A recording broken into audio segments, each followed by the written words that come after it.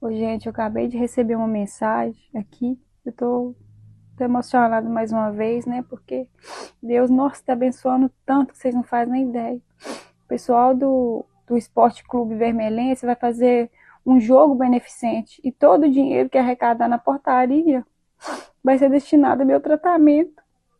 E também eles querem fazer um bingo. Só que para isso, eles pediram só para ver se eu consigo pessoas para doar coisas para sortear lá no bingo, né? Para fazer o bingo.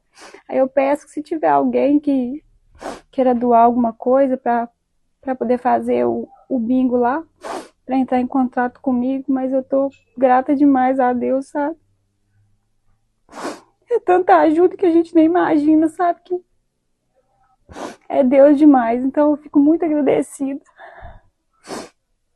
E quem puder estar doando, entra em contato, fazendo favor.